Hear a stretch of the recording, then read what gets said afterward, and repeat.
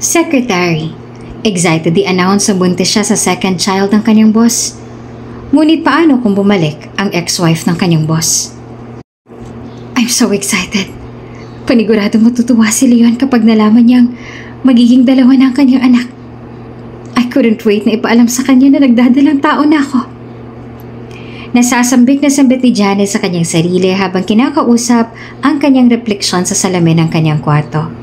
Hinimas-himas pa nga niya ang kanyang tiyan at naluluhang tumingin dito dahil sa wakas ay nagbunga na rin ang pagmamahalan nila ni Leon. Sa kalagitnaan naman ng kanyang pagmumuni-muni ay may biglang kumatok sa pinto ng kanyang kwarto at nang bumukas ito ay bumungad sa kanya ang batang si Celestine. Mommy! Daddy's here! Excited na ako ma-surprise siya, Mommy! Kung excited si Janice sa sabihin ng kanyang pagbubuntis kay Leon, ay tila ba mas excited itong batang si Celestine na hindi naman magkamayaw dahil dinig niya na ang sasakyan ng kanyang ama sa ibaba. Bigla namang kinabahan si Janice at bahagyang ngumiti. Inayos niya ang kanyang sarili at inihanda para sa gagawin nilang sorpresa ni Celestine. Talaga? Sige, tara na! Basta Celestine, quiet ka lang ha.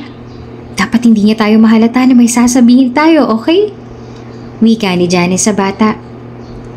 Opo, Mommy Janice. Promise, quiet lang ako. Good girl. Okay, sige, tara na at baka hinahanap niya na tayo. Sabay na silang lumabas ng kwarto, dala-dala ang sorpresang iyon at suot-suot ang mga ngiti sa kanilang mga labi. Sa may sala ay naroon na nga si Leon at ang kanyang ex-wife na si Lily. Tila nga sina Celestine at Janice ang nasorpresa nang makita nilang nandoon ang dating asawa ni Leon na si Lily na magkahawa kamay pa. Daddy! Excited sana na lumapit si Celestine ngunit biglang nagbago ang timpla ng kanyang mukha nang makita niya ang kanyang mommy. Mommy? Nauutal niyang banggit. Maging si Janice ay nabigla na rin at ngayon ay hindi na maipentang itsura. Leon, nauutal niya sabi sabay tingin sa lalaki. Hindi naman makaimik si Leon pero halata sa kanyang mga mata ang sobrang guilt na nararamdaman niya dahil alam niyang nasaktan niya ang kalooban ni Janice. Sumingit na rin sa usapan si Lily at sabik na lumapit sa kanyang anak. Baby ko, I missed you! Mangiyak-ngiyak na lumapit si Lily sa kanyang anak na si Celestine na blanko lamang ang reaksyon sa muka. Hindi mahahalata ang kasabikan sa mukha ng bata kahit na matagal silang hindi nagkita at nagkasama. Maya-maya pa'y nang tila ba parang masyadong lumiliit para sa kanilang mundo ay napagpasyahan na ni Janice na umilis na lamang at kimkimin na lamang sa kanyang sarili ang maganda sana niyang ibabalita. Sige Celestine, aalis na ako. Sige po, mauuna na po ako. Sir Leon. May diin niyang sabi. Kung bago ka pa lang sa channel na ito, Ate Jane TV, huwag kalimutang pindutin ang notification bell and subscribe button. Sana po hindi naman malaking abala sa inyo ang pagpindot ng subscribe button dahil ang kapalit po nito ay ang pagsuporta para makapag-produce ng mga libreng stories sa mga channels ni Ate Jane. Maraming salamat!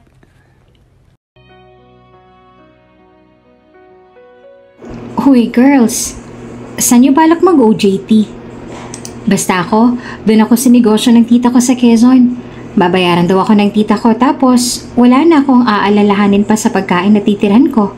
For sure, i-absorb na rin ako noon dahil kulang na kulang sila sa tao. Kayo ba? Saan niyo balak? Dahil huling semester na ni Janice, na pag-uusapan na nila ngayon ang kanyang kaibigan na sina Tyra at Maxine kung saang kumpanya sila mag-OJT. Ako, papasukin ko talaga yung company na gusto ko sa Maynila. Pipilitin ko rin na ma-absorb ako doon. At kapag nangyari yon, dream come true talaga. Pagmamayabang naman ni Tyra. Wow, bongga ka talaga Tyra. How about ikaw Janice, saan mo naman balak? Wika ni Maxine sabay baling naman ang tanong kay Janice. Ako? May isang company rin ako na gustong pasukin sa villa ng Santa Ana. Gusto ko yung nature ng business nila na gawaan ng wine at saka mas malapit din sa bahay ng ate Erica ko kaya mas okay kung doon na lang ako para libre na rin lahat sa akin. Tugon naman ni Janice at talagang excited na rin siya na mag-onboard sa kumpanya na yon. Isa sa pinakasikat na gawaan ng wine ang Marianos sa buong Santa Ana. Isang malaking village iyon na aakalain mong nakahiwalay talaga sa kabiasnan dahil sa ganda ng lugar na yon at payapa. Nalaman ni Janice na naghahanap ng OJT ang Marianos dahil sa kanyang ate Erica na doon sa village na yon nakatira. Nako, ready na pala tayong lahat. Kinakabahan ako pero super excited na ako. Kayo rin ba? Sabik naman na sabi ni Maxine. Oo naman ano. Ito na talaga yung tunay na buhay. Kaya galingan natin sa OJT natin para nang sa ganun ay ma-absorb tayong lahat. Sagot naman ni Janice. Nang dumating ng araw ng OJT nila ay nagtungo na si Janice sa opisina ng Marianos, dala-dala ang kanyang mga requirements at resume. Nakapaglipat na rin naman kasi siya noong isang araw sa tinitirhan ng ate niya, hindi naman kalayuan sa kanyang pinagtatrabahuhan. Hi, Miss Jenny Sagala, dito muna po tayo sa HR office para ma-briefing din kita tapos after nun, ihahatid na kita sa magiging department mo. Saad sa kanya ng HR at isinama na muna sa loob ng HR's office. Sige po Miss Kay, thank you po.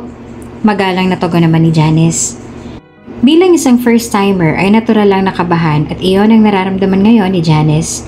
Excited siya na makapagtrabaho dito pero syempre, hindi pa rin naman maiaalis sa kanyang puso ang kaba dahil wala naman siyang ideya kung anong klaseng culture ang meron sa kumpanyang ito.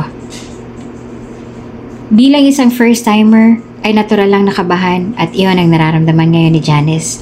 Excited siya na makapagtrabaho rito pero syempre, hindi pa rin naman maiaalis sa kanyang puso ang kaba dahil wala naman siyang ideya kung anong klaseng culture ang meron sa kumpanyang to. Sa kabilang banda, na makaupo na si Janice ay doon na in-explain ni Miss Kay kung ano nga bang klaseng kumpanya ang Mariano at sino ang CEO at founder nito.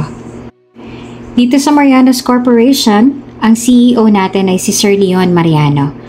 Ang nag-iisang anak ng mag-asawang Ria at Ernie Mariano na nagtatag nito. Dahil wala na sila at nag-iisang tagapagmana si Sir Leon, ay sa kanya na naipamana ang lahat ng mga negosyo na naiwan ng kanyang mga magulang. Marami pa silang negosyo bukod dito sa wine manufacturing. Meron din silang mga high-class fine dining restaurant, may mga American-inspired na subdivision at marami pang iba. Dito sa Santa Ana, ito lang wine manufacturing ang nandito dahil sa ambience na rin ng buong lugar. Ito kasi ang gusto ni Sir Leon.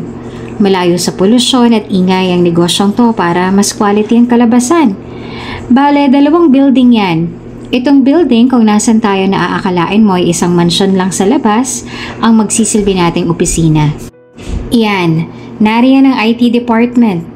Accounting, marketing, purchasing at iba pang departments. Doon naman sa kabila, namaya after dito, ay isasama rin kita doon. Yun naman yung mismong paggawaan.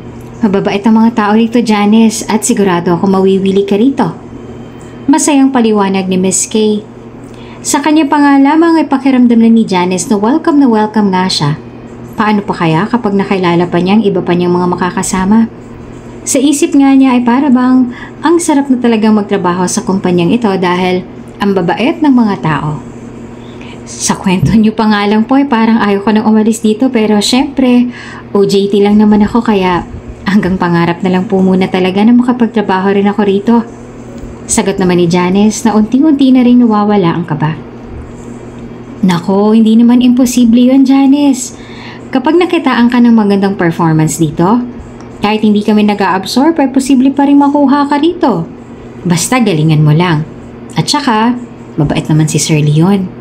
Yun nga lang ay 1 month na siyang wala rito dahil sa business trip niya sa Hong Kong kaya hindi ko alam kung maaabutan ka pa niya.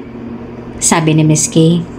Nako, sayang naman po. Pero ano't ano pa naman po ay gagawin ko naman po talaga ang best ko. Dodoblehin ko pa ang sipag ko nang sa ganun kahit maikli lamang po yung time allotment namin sa OJT, ay makakatulong pa rin po ako at mapagaan ang trabaho ng mga makakasama ko. Wika naman ni Janice, nahalata namang ikinatuwa ni Miss Kay dahil sa pagngiti nito sa kanya. Yan ang mindset. O siya, tara na sa labas at ipapakilala muna kita sa bawat department tapos ipapaubaya muna kita sandali sa tax department ha, bago kita ipasyal sa paggawaan. Mahaba pa naman ang araw para bumisita doon. May aasikasuhin lang kasi din ako sandali, ha? Tara na, samahan na kita. Maraming salamat po, Miss Kay. Patapos mag-usap sa HR office ay isinama na ni Miss Kay sa labas at pinakilala sa bawat department. Huli nilang tinungo ang tax department kung saan doon naka-assign na department si Janice. Doon niya nakilala ang kanyang mga makakasama at ang naka-assign na magturo sa kanya na si Miss A, supervisor ng tax department. Dahil busy pa rin si Miss K para ilibot siya sa paggawaan ay tinuruan muna siya ni Miss A sa mga kailangan niyang gawin na mabilis niya namang na-pick up at natutunan kaya naman napapahanga rin sa kanya ang nagtuturo sa kanya. Nang magla-lunch na sila ay sabay sina Janice at Miss A na nagtungo sa pantry upang doon mananghalian. Sa kalagitnaan ng kanilang pagkain ay dumating naman doon si Miss Danica, sekretarya ni Sir Leon. Guys, by tomorrow, babalik na si Sir Leon. Paki-ready na lang ng mga reports na kailangang ipasa sa kanya. Anunsyo niya sa lahat. Akala ko 1 month pa siya sa business trip niya, Miss Danica. Tanong ng isang empleyado. Actually, dapat nga 1 month talaga eh. Ang problema, nagpapatawag ng meeting ang mga investors ni Sir Leon regarding sa mga ideas nila to add improvement daw dito sa wine manufacturing natin. Kaya mas napaagang pagbabalik ni Sir. Paliwanag naman ni Miss Danica. Kung sa ibang kumpanya mas nagbubuni ang mga tauhan kapag wala ang kanilang boss, dito naman sa Mariano ay mas gusto nila na nandun si Sir Leon, patunay lang na isang mabait na boss talaga ang lalaki. Ganun po ba? Sige po, Miss Danica. Tugon ng isa. Maya-maya pa ay napatanong naman si Janice kay Miss A dahil sa curiosity niya. Ma'am Arlene, mabait po ba si Sir Leon? Tanong niya. Nakangiti namang sumagot sa kanya ang kanyang bisor. Oo naman, mabait siya. May pagka-istrikto lang dahil natural lang naman yon at boss siya. Pero kung sa pakikisama lang din, nako, wala kaming masasabi sa kabaitan ni Sir Leon. Pagmamalaki at buong puso na sabi ni Miss A. Lumuwag naman ang mga ngiti ni Janice. Parang ang bait niya talaga, no? Kasi halos lahat kayo ay nag-iisa lang sinasabi tungkol sa kanya na mabait nga siya. Sagot ni Janice. Sa sagot pa lang na iyon ni Miss A sa kanya, mas lalong umusbong ang kagustuhan niyang ayaw nang umalis doon. Napakabihira lang kasi na magkaroon ng ganitong klaseng work environment na may peace na magtrabaho. Magagaang katrabaho at higit sa lahat ay mabait na boss. Kaya ang tanging hiniling na lamang ni Janice ngayon ay sana ma-absorb na lamang siya dahil para sa kanya ay hindi sapat ang 1 buwan para sa learnings na gusto niya pang matutunan. Samantala, nang mag-aalas 6 na ay nagsimula na mag-pack up ang lahat para sa pag-out sa trabaho. Sinabi kasi nila Leon na huwag mag-OT dahil para sa kanya ay mahalaga pa rin na magkaroon ng kanyang mga tauhan ng personal life at hindi yung sa trabaho na sila titira. At isa rin ito sa kinagigiliwan ng mga empleyado doon kaya halos silang lahat doon ay matatagal na. Janice, tara, alas 6 na. Dapat maaga rin tayo bukas dahil siguradong imi-meeting tayo ni boss. Yaya ni Miss A kay Janice. Sige po, Ma'am Arlene. Tatapusin ko lang po tong pagpaka-file ko para maayos na po bukas. At saka malapit lang naman po rito ang tinutuluyan ko. Isang sakay lang ng tricycle kaya wag niyo na po akong alalahanin. Nakangiting sagot naman ni Janice. Sigurado ka ba? Kasi wala ka nang kasama rito. Wala kasing nag-OT dito. Paniniguradong tanong naman ni Miss A. Ngunit sinigurado naman ni Janice kay Miss Arlene na ayos lang talaga siya doon at mas gusto muna niyang ayusin at tapusin ang mga dapat niyang tapusin bago siya umuwi. Opo, Ma'am Arlene, ayos lang po ako. Salamat po, ingat po kayo. Siguradong sagot naman ni Janice. Okay, sige Janice, salamat. Ingat ka rin mamaya pag uwi mo, ha? Sabi naman ni Miss A at tuluyan na rin umalis. Okay po, tugon pa ni Janice. Nang makaalis si Miss A, ginala na muna ni Janice ang kanyang paningin sa buong lugar at opisina bago magsimula. Hindi naman niya maiwasan na paulit-ulit mamangha at purihin ang buong lugar dahil sa ganda ng ambience dito. Minsan nga ay naiisip niya na hindi na kailangan pa rito ng aircon dahil malamig na ang simoy ng hangin, lalo pat nasa mataas na lugar ang Santa Ana. Ang swerte ko naman at ang ganda nitong opisina na pinagtatrabahuan ko. Ang aesthetic. Ibang-iba talaga kapag nasa probinsya, no? Sabi ni Janice habang nakadungaw sa malawak na bintana na gawa sa kahoy. Bago tuluyang magsimula ay naisipan muna ni Janice na magtimpla ng kape. Makapagtimpla nga muna ng kape? Wika niya. Nang patungo na siya sa may pantry upang kumuha ng mainit na tubig, ay bigla siyang may narinig na kaluskos at yapak.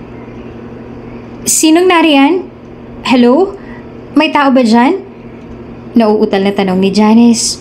Medyo madilim na rin kasi ang 6:00 sa mga oras na yon, lalo pat takot sumulto si Janice kaya bumilis ang kabog ng kanyang dibdib. Ngunit sa paglapit niya sa may pintuan ay hindi pa rin tumitigil ang pagkaluskos. Kaya naman, nilakasan na ni Janice ang kanyang loob na buksan ang pintong yon at doon na siya nagulat sa kanyang nakita. Sino ka? Anong ginagawa mo dito? Empleyado ka rin ba dito? Sunod-sunod na tanong ni Janice dahil sa gulat. Hindi pamilyar sa kanya ang lalaki dahil ngayon pa lang niya ito nakita. Tinitigan naman siya ng lalaki. Nakabukas pa ang polo nito at tanging sandong puti lamang ang kanyang makita. Malagkit ang mga tingin ni Ian sa kanya ng lalaki na halatang lasing dahil sa amoy alak pa ito at namumungay pa ang mga mata. Ikaw, who are you? Oh wait, do you want to have fun tonight? You're beautiful. Baka gusto mo muna magpahinga with me. Tusong sabi ng lalaki. Sasampalin sana niya ang lalaki na mabilis siyang napigilan nito at nahawakan ng mahigpit ang kanyang braso. Maniac! Anong tingin mo sa akin? Basta-basta pumapatol kong kani-kanino? Umalis ka nga riyan. Pag hindi ka umalis, sisigaw ako. Tatawag ako ng guard. Galit na pagbabanta ni Janice. Ngunit kahit nga magsisisigaw pa siya doon ay tila ba hindi natatakot ang lalaking yon. Nakangisi pa nga ito at tila ba nanghahamon pa. Aminado siyang gwapo ito at para bang hindi basta-basta lalaki pero wala pa ring exemption sa kanya kapag manyak at bastos. Di tumawag ka. Yun kung may makakarinig pa sa'yo. Susunggaban na sana ng lalaki ng halik si Janice nang bigla namang nag-ring ang kanyang phone kaya naudot niyon. Sasapakin na sana ni Janice kaya sa isip ng dalaga ay pasalamat siya at nag-ring ang kanyang phone. Damn, you're lucky. Hello, Chris. Mahinang sabi ng lalaki kay Janice nang nakangisi, tsaka sinagot na ang tawag. Okay, pupunta na ako dyan. Dagdag pa niya sa kausap sa kabilang linya. Bago pa nga ito umalis ay nagpahabol pa ito ng isang salita sa babae. Pasalamat ka! Matalim niyang sabi. Tila nabunutan naman ng tinik sa dibdib si Janice at napahawak pa sa may bandang puso dahil sa labis na kaba na idinulot sa kanya ng lalaking yon. Hanggang sa makalayo nga ang lalaki ay naroon pa rin si Janice sa kanyang kinatatayuan at saka pa lamang nakagalaw nang marinig niya na ang pag-alis ng isang sasakyan na nasa labas. Hudyat na umalis na talaga ang bastos na lalaking yon. Nang makaalis na ng tuluyan ng lalaki ay saka pa lamang nakahinga ng maluwag si Janice at itinuloy na ang kanyang ginagawa. Ngunit hindi nakaalis ang lalaki, nag-iwan naman ito ng isang malaking palaisipan para sa dalaga. Nang sumunod na araw, ikwenento ni Janice kay Miss A ang nangyari sa kanya kagabi. Alam niyo ba, Ma'am Arlene, kagabi, may bastos na manyak na lalaki na nakita ko dito kagabi. Mabuti na nga lang at hindi natuloy yung pambabastos niya dahil may biglang tumawag sa kanya sa phone. Naku, muntik ko na nga siyang masapak nun eh. Inis na kwento ni Janice kay Miss A. Nagsalubong naman ang 2 kilay ni Miss A sa pagtataka. Talaga? Sino naman? Namukhaan mo ba? Andito ba ngayon? Tell me para ma-report natin sa HR nang mabigyan ng aksyon. Nag-aalalang sabi ni Miss A. Kanina ko pa nga po iginagalang tingin ko Miss A pero wala po. Wala po siya dito eh. Sigurado ka? Opo. Ano ba kasing itsura ng manyak na yon? Tanong ni Miss A. Bago pa man nakasagot si Janice ay sabay na silang napatingin ni Miss A sa may hagdanan. Naroon si Sir Leon at nanlaki ang mga mata ni Janice nang makita niyang lalaki. Kaya naman kaagad siyang nagsalita at itinuro iyon kay Miss A. Yan! Siya yun, Miss A! Siya yung manyak na sinasabi ko. Sabi ni Janice, siguradong sigurado pa siya at hindi maaaring magkamali. Sigurado ka ba, Janice? Nanlalaking mga matang tanong naman ni Miss A. Opo, hindi po ako pwedeng magkamali. Siya yun. Siya yung manyak. Paninigurado naman ni Janice. Hindi pa nga niya alam yon ng kanilang boss kaya gano'n na lamang ang naging reaksyon niya. Napakamot naman sa ulo si Miss A. Hindi niya alam kung paano niya ipapaliwanag kay Janice na ang lalaking tinutukoy niyang bastos at manyak ay walang iba, kundi ang kanilang boss at CEO ng Marianos na si Sir Leon. Janice, kasi yung tinutukoy mo, si Sir Leon yan. Siyang boss natin. Nauutal na pagtapat ni Miss A.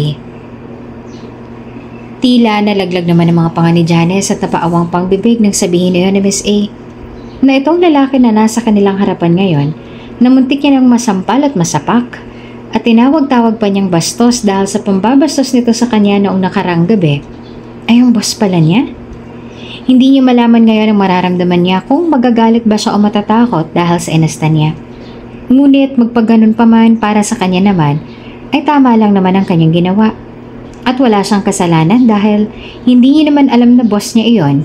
At isa pa, hindi naman talaga katanggap-tanggap ang ginawa nito sa kanya kaya paninindigan niya ang kanyang dignidad sa oras na kausapin siya ng kanyang boss ukol sa nangyaring yon. Iyon ay kung naaalala pa ni Leon ang nangyari at ginawa niya. Samantala, hanggang sa conference room ay yun pa rin ang usapan ni na Miss A at Janice. Totoo po ba, Miss A? Pero sigurado akong siya yun. May alak din kasi kaya siguro ganon? Mahinang tanong ni Janice kay Miss A. Siguro nga at saka siguro dahil hindi ka pa naman niya nakikita at nakikilala kaya siguro ganon.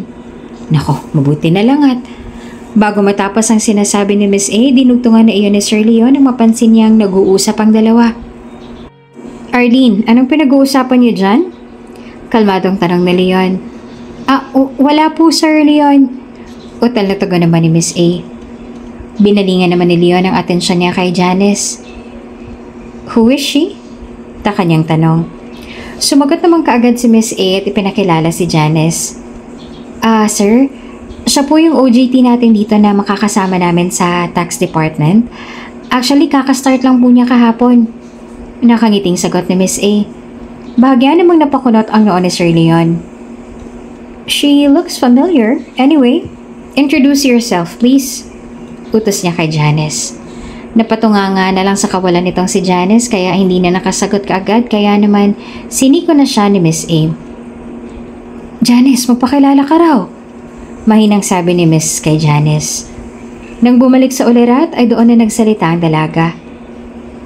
Sorry, ako po si Janice Sagala. OJT po ako rito sa inyo at BSBA student po ako. Katulad po ng sinabi ni Miss A, kahapon lang po ako nagsimula. Sabi ni Janice. Habang nagsasalita ay nakatitig naman sa kanya si Sir Leon na animoy may iniisip. Nagkita na ba tayo before? Familiar ka kasi talaga sa akin eh. Ta kanyang tanong. Sa tingin ko po Sir Leon ay hindi pa dahil ngayon ko lang din po kayo nakita. Sinserong sagot naman ni Janice. Okay. Anyway, sabi mo this is your first day, right? Now, you're hired. Sa sinabing yun ni Leon ay kinagulat naman iyon ng mga naroon, lalong-lalo na si Janice. Ano pong ibig sabihin niyo, sir? Utal niyang tanong. I'm absorbing you in this company. Diretsahang sagot naman ni Leon. Hindi naman maipinta ang reaksyon ng mukha ni Janice at hindi makapaniwala. Talaga po? Tanong niya na nauutal. Yes. After your graduation, dito ka na magtatrabaho. Congratulations, Miss Agala. You are now part of our family. Thank you po. Ito na lamang ang naging tugon ni Janice at pinalakpakan na rin siya ng lahat. Nang matapos ang meeting ay on the spot na pag-absorb ni Leon sa kanya ang topic ng lahat. Grabe! Record breaker ka ha, Janice? Ngayon lang nangyari yun ha? Sa dinami-rami ng nag-OJT dito ay ikaw lamang in-absorb ni Sir Leon tapos on the spot pa? Ang galing mo ha? Congrats! Humahangang sabi ni Miss A. Thank you po, Miss A. Actually, hindi rin po ako makapaniwala. Hindi pa rin po mag-sink in sa akin eh. Hindi naman makapaniwalang sagot ni Janice. Good job! Mas galingan mo pa ha? Ikaw na rin ang gusto kong makasama rito sa tax department dahil napakasipag mo. Wow, baka naman po lumaki ang ulo ko niyan. Pero thank you po, Miss A. Deserve naman kasi. Tugon naman na Miss A at saka ngumiti. Nang makalipas ang ilang linggo, nakagraduate na rin si Janice at katulad ng napag-usapan ay doon na nagtrabaho si Janice sa Marianos Corp. Mag-iisang linggo na rin siyang nagtatrabaho doon at so far ay enjoy niya ang kanyang ginagawa. Danica, call the newbie. Tell her na may pagmimitingan kami. Utos ni Leon sa kanyang sekretarya na si Danica. Si Janice po ba? Tanong niya. Yes. Matipid na sagot naman ng kanyang boss. Okay sir, tatawagin ko lang. Dinampot na ni Danica ang telepono tsaka dinayal ang numero sa opisina ni Janice. Janice, taas ka dito sa office si Boss Leon, may pagmimitingan daw kayo. Bungad ni Danica nang sagutin ni Janice ang kanyang tawag. Ako po? Tungkol daw po saan? Nauutal na sagot naman ni Janice. Oo, ikaw. Hindi ko alam kung tungkol saan basta umakyat ka na rito. Sagot naman ni Danica at sumunod na nga lang si Janice. Okay po, sige po Miss Danica. Aakyat na po ako dyan. Kinuha ni Janice ang kanyang mga files dahil baka kailangan na mga iyon sa itaas at saka nagtungo na siya sa opisina ng kanyang Sir Leon. Sir Leon, pinapatawag niyo raw po ako? Bungad na tanong ni Janice sa kanyang boss nang buksan niya ng pinto. Yes, Miss Agala. Please have a seat. Kalmado at nakangiting utos naman ni Sir Leon. Thank you po. Ilang segundo ring pinaikot-ikot ni Leon ang kanyang hawak na ballpen sa kanyang daliri bago kausapin si Janice. Ang totoo, hindi niya pinapunta doon ang dalaga para i-meeting, kundi para pag-usapan ang nangyari sa kanila noong nakaraang gabi. Oo. Natatandaan pa yun ni Leon at nagbibiro lamang siya nang sabihin niya yun sa meeting na familiar sa kanya si Janice na ang totoo naman na hindi naman niya nakakalimutan talaga ang nangyari noong araw na yan. I know, pauna niyang sabi. Po? Kanyang tanong sa kanyang boss. I know na ikaw yung babae from last night, right? Pag-amin ni Leon. Sa sandali yun ay nagsimula ng mamulang mga pisngi ni Janice dahil doon niya napatunayang naaalala pa nga iyon ni Leon. Opo, pasensya na po kung ginabi ako nun. Tinapos ko pa po kasi ang aking mga gawain. Nauutal na sagot naman ni Janice. No, that's fine. I just want to apologize for my action. Alam ko natakot kita. Sorry. Sinserong sabi ni Leon. Wala pong anuman, sir. Alam ko naman pong wala kayo sa wisyo nun at hindi niyo alam ang ginagawa niyo dahil sa kalasingan. Pero, sana po'y wag na pong maulit. Of course, it will never happen again. Nakangiting sagot ni Sir Leon.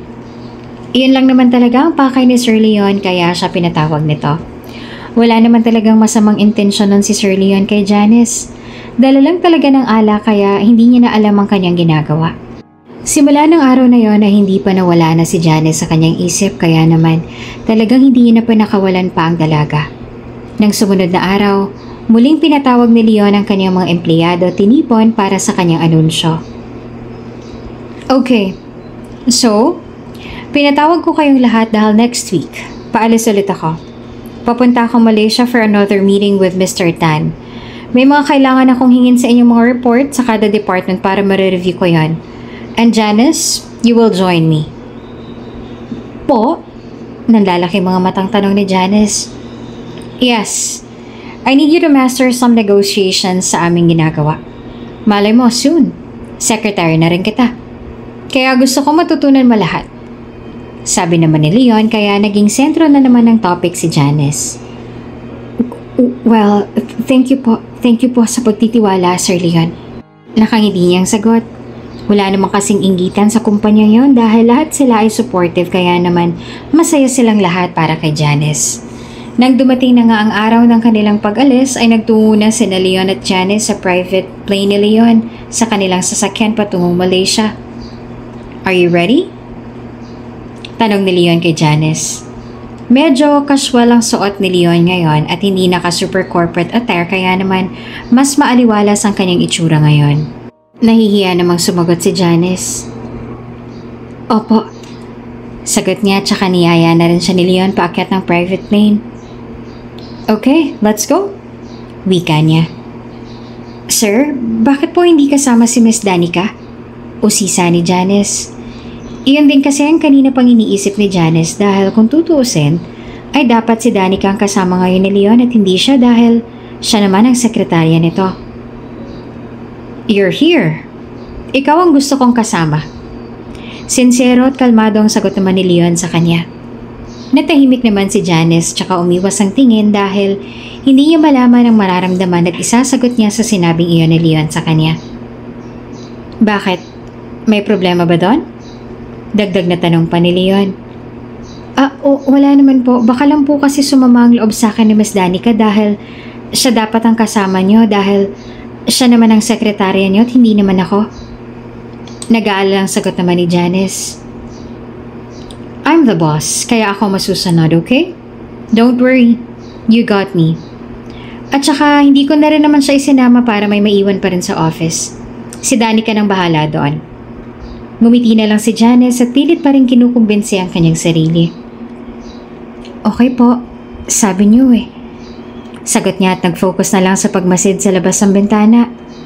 Ilang oras din ang itinagal nila sa ere nang mag-land na ang kanilang sinasakyang eroplano. Sinalubong naman sila kaagad ng limo ni Leon at doon sila sumakay patungo na sa hotel na titigilan nila habang naroon sila sa Malaysia. Idiretso mo sa hotel. Utos na Leon sa driver at mabilis namang sumunod na ito. Okay boss, sagot ng driver. Nang makarating na sila sa isa sa pinakamasikat na hotel doon, ay bumaba na sila at nagtungo na sa reception. Nakasunod lang si Janice sa kanyang boss habang si Leon naman ay animoy sikat na celebrity na kapag kada may madadaanan na tao ay hindi nila mapigilang hindi mapalingon sa lalaki. Malakas naman talaga kasi ang karisma ng lalaking ito. Kaya halos lahat ay nahuhumaling dito. At iyon ang iniiwasan ni Janice sa mangyari. Hello, good morning. Welcome to Amaris Hotel. What can I do for you, sir? Nakangiting bungad sa kanila ng receptionist. I'm Leon Mariano and this is my secretary. I already booked 2 rooms for us. Can I have the room numbers, please? Tanong ni Leon. Okay, sir. Give me a minute to check it. Matapos iyan i-check ng babae, bigla namang nadismay ang mukha ng receptionist kaya napakunot ang noon ni Leon. Oh, I'm sorry sir, but Miss Danica, right? Your secretary according to our record, she only booked 1 room. Saad ng receptionist. What? Are you sure? Kunot noon namang tanong ni Leon. Yes sir, room 3001. Napatapik na lamang si Leon sa kanyang ulo at napakagat sa kanyang pang-ibabang labi. Damn it, Danica. Mahina niyang sabi. Habang si Janice naman ay walang kamalay-malay sa nangyayari at nakatingin lamang sa dismayadong mukha ni Leon. Anyway, give me another room for her and I'll take that room 3001.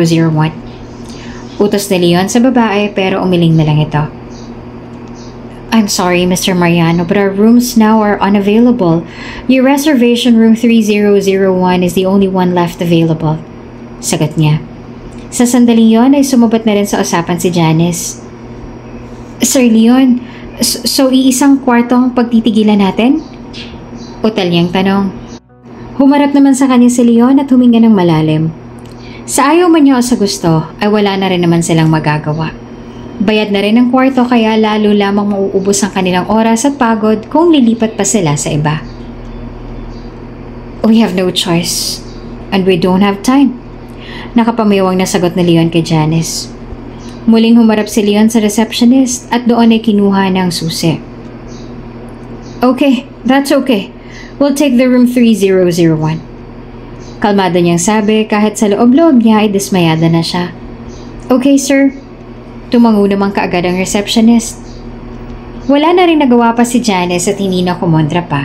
At hindi rin naman makakatulong ang kanyang pagrereklamo at pagiging demanding sa ngayon kaya hindi na siya dumagdag pa sa init ng ulo ng kanyang Sir Leon. Palpak talaga yan si Danica. Palagi na lang ganito kapag nag-out of town ako. Imagine, She's been working for me for 5 years. Pero puro pa mali-mali pa rin. That's why I need a new secretary.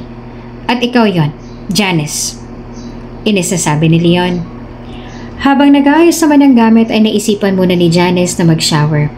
Nagpag-usapan nila na sa kwarto magsistay si Janice at doon naman sa sala si Leon. Malaki at malambot naman at malawak din ang couch na nandoon kaya komportable pa rin naman ang higaan. Nasaan kayong tuwalya dito? Baka nasa kwarto, hanapin ko nga. Tinungo ni Janice ang nag-iisang kwarto na naroon. At nang buksan niya ito ay napasigaw na lamang siya sa kanya nasaksihan. Anak ng 10 kabayo, Sir Leon, magdamit naman kayo! Malakas niyang sigaw na para bang nakakita ng ahas. Tinakpan niya kaagad ang kanyang mga mata na tila kabado pa sa kanyang nakita. Sorry! Bakit ba naman kasi hindi ka kumatok? Mabilis namang itinakip ni Leon ang kumot na naroon sa kanyang tabi. Nakatayo noon sa Leon at nagbibihis na sana nang bigla namang pumasok si Janice, kaya nakita niya ang bagay na hindi niya dapat makita. Malay ko po bang nariyan kayo? Kanina lang nakita kong lumabas kayo. Inisasagot naman ni Janice. Muntik na nga niyang makalimutan na boss niya ito at tuluyan ng mawala ng respeto. Pero kumalma na rin si Janice at nagbihis na ng mabilis si Leon. Okay na. Imulat mo na yung mga mata mo. Sabi niya. Napansin naman niya na namumula mga pisngi ni Janice. Teka, namumula ka? Ngayon ka lang ba nakakita ng hubad na katawan? Nakangising tanong ni Leon. Bakit ganyan ang tanong ninyo? Normal na lang ba sa inyo makakita ng hubad na katawan? Sa bagay, hindi na ako magtataka dahil kayo si Sir Leon Mariano. Kung sa inyo ay normal, sa akin ay hindi. At ngayon lang ako nakakita ng ganon. Supladong sagot pa ni Janice sabay iwas ang tingin. Nagtaka naman si Leon at lalong napangisi. Nang alin? Taas kilay niyang tanong. Hindi na nga makatingin ng diretsa sa mga mata ni Leon si Janice. Nauutal pa siyang sumagot. Basta, kuhanin ko lang po tong towel. Diyan na kayo. Sagot ni Janice at tuluyan ang iniwan doon sa loob ng kwarto si Leon na tatawa-tawa pa sa kanyang kalokohan. She's so funny. Iiling-iling niyang sabi. Samantala, nang makapahinga sila ay nagtungo na rin sila sa meeting place with Mr. Tan. Ilang oras lang ang itinagal noon at naging smooth lamang ang kanilang pag-uusap. Papunta doon hanggang sa makauwi ay naging casual lang si Janice kay Leon dahil hanggang ngayon ay hindi pa rin talaga mawala sa kanyang isip ang kanyang nakita. Hindi nga niya alam kung nananadya ba ang lalaki at pinagtitripan lang siya o nagkataon lang talaga. Basta inis na inis siya ngayon kaya hindi niya gaanong inimika ng kanyang Sir Leon. Na makauwi sila, nag-take na agad ng shower si Leon habang si Janice naman ay nakaupo at nagpapahinga sa may sala dahil medyo naging malayo rin ang kanilang biyahe. Maya-maya pa ay muling kinabahan si Janice nang tawagin siya ni Leon na nandun sa CR at naliligo. Janice, can you please hand me the towel? Nakalimutan ko eh. Sigaw ni Leon habang nakalawit ang isang kamay doon sa may pintuan. Lalo namang kinabahan si Janice pero mas lamang ang pagkakaasiwa. Eto na naman siya. Alam niyang maliligo siya tapos kakalimutan niya ang towel? Nakakainis naman talagang lalaking to. Kailan ba kami uuwi? Ay, naku, nananadya ba siya? Namumuro ka na Bulong pa ni Janice sa kanyang sarili. Tumayo na rin siya at kinuha ang tuwalya. Opo sir, wait lang. Sigaw niya. Naisip nga niya na kumuha ng mahabang bagay siya kayon gawing pang-abot kay Leon. Ito na po. Nakangisi taas kilay na sabi ni Janice na tila nang aasar pa. Nagtaka naman si Leon ang mahawakan niyang matigas na bagay na yon na ginamit ni Janice na pang-abot. Is this a hand? Damn, ano to? Napamura na lang siya na mapagtanto niyang hindi iyan kamay ni Janice. Habang si Janice naman ay pigil-pigil ang tawa dahil sa kalokohan niya. Sa wakas ay naisahan din niya ang kanyang boss Leon. Bakal po? Ayoko pong lumapit dyan, ano? Masungit pa niyang sabi. Unbelievable. Fine. Thank you anyway. Anas ni Leon at nagpasalamat na lamang. Napapailing na nga lang si Janice at napangiti na lang sa hangin at ganoon din si Leon dahil talagang tila ba nagkakagaanan na sila ng loob na dalawa. Kahit hanggang sa eroplano ay wala nang ilangan pa at asiwaan sa pagitan nilang dalawa. Nang makatulog pa nga si Janice sa eroplano ay pasimple pa siyang kinumutan ni Leon at tinitigan lang ang dalagang magdabag habang natutulog ito. Binigyan lang niya si Janice ng isang araw na pahinga na makabalik sila ng Pilipinas at matapos noon ay bumalik na rin siya sa trabaho. Pagkapasok pa nga lang niya ay kaagad na siyang inaasar ni Miss A.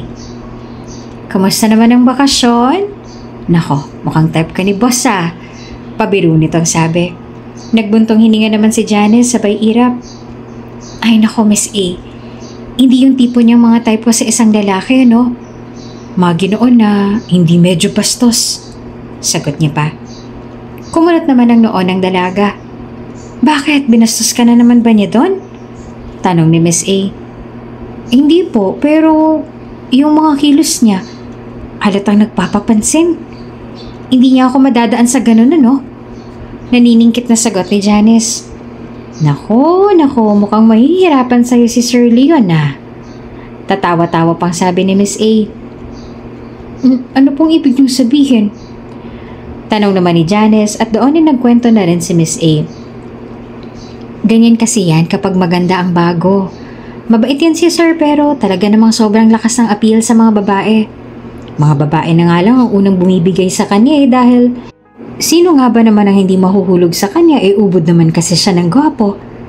Kaya nga sinasabi kong mukha siyang mahihirapan sa'yo dahil binabaliwala mo lang ang pagpapapansin niya sa'yo." "Nako Miss A, eto ha. Aaminin ko sa'yo. NBSB ako. At never pa akong humanga sa isang lalaki ng dahil lamang sa itsura. Hindi naman po kasi ako dun bumabase. Syempre, bonus na rin yun, diba? Kung mabait at maginoo rin yung lalaki, pero ako kasi, hindi naman ako marupok at kaagad bumibigay sa mga simpleng pambobola at pagpapapansin. At saka, hindi naman po ako siguro type ni Sir Leon dahil sa yaman at itsura nga niya. Dapat mayaman din ang nababagay sa kanya. Yung mala prinsesa o modelong datingan." Sagot naman ni Janice. "Alam mo ba Janice, napag-uusapan na lang din naman natin yan. Hindi naman ganyan si Sir Leon dati eh. Simula na maghiwalay sila ni Miss Lily, yung ex-wife niya, 2 years ago, nagkaganyan na siya. Naging bad boy." Pabulong na sabi ni Miss A dahil baka may makarinig sa kanila. Ayaw na ayaw kasi ni Leon na pinag-uusapan pa yung naging issue na yon na alam ng lahat dahil bumabalik lang ang galit niya sa kanyang dating asawa. Samantala, kahit sabihin ngayon ni Janice na wala siyang pakialam sa kanyang boss, kung may gusto ba ito sa kanya, sinasabi ni Miss A ngayon ay para bang bigla siyang naging interesado. Bigla siyang naintriga kung bakit sila naghiwalay noong Lily at sino ang may kasalanan. May asawa pala siya dati? Maang-maangan niyang tanong na tila pa hindi ito interesado. Oo, at alam mo ba, yung dating vice president dito na si Sir Alex, yun ang naging kapit ng asawa niya kaya yun. Pareho silang ligwak dito. Huwag mong ipagsasabi ha. Ayaw na kasing marinig o malaman ni Sir na inuupan pa rin ang issue na yan dito. Sabi pa ni Miss A. Talaga? Grabe naman palang naging past ni Sir Leon ano? Tugon pa ni Janice. True. Mabuti nga at nasa kanya si Celestine eh. Yung anak nila ni Miss Lily? May anak din pala sila? Yes, at ang super pretty ng batang yun. Simula nang malaman ni Janice ang kwento ng past si Sir Leon ay doon niya na-realize na may pinaguhugutan pala siya. Kaya ito ganon. Ngunit hindi pa rin iyon basihan para maging mabait na siya sa lalaki.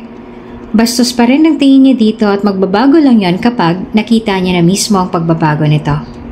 Samantala, nang makauwi na si Janice ay kinausap naman kaagad siya ng kanyang ate Erica.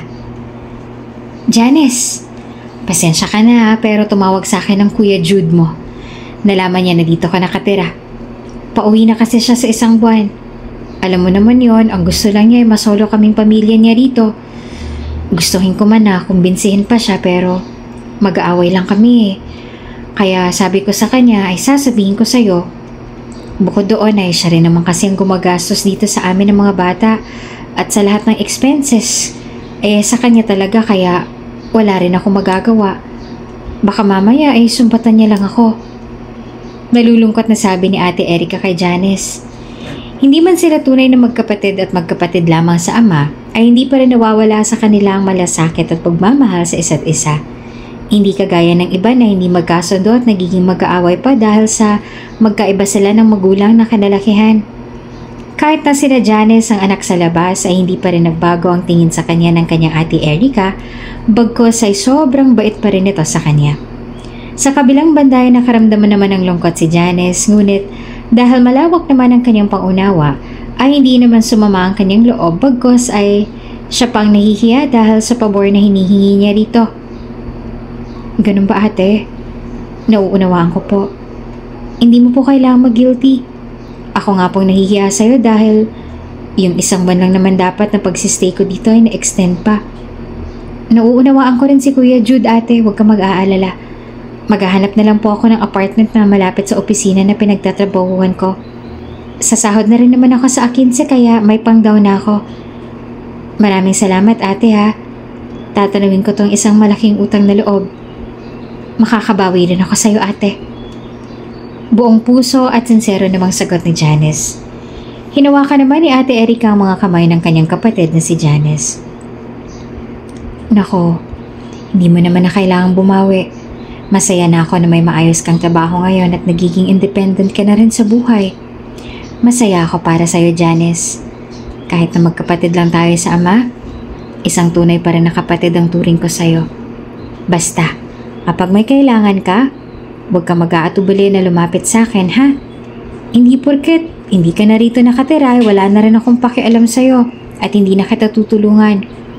Ate mo ko. At nandito ako lagi para sa'yo. At saka marami ka pang mahahanap ng mga bahay dyan. At saka mura rin ang upa dito. Hindi naman masakit sa bulsa. Basta, ipangako mo sa akin na lagi kang mag-iingat, ha? Mangiyak-ngiyak pa na sabi ni Erica sa kanyang kapatid. Opo ate, tatandaan ko po lagi yan. Maraming salamat po.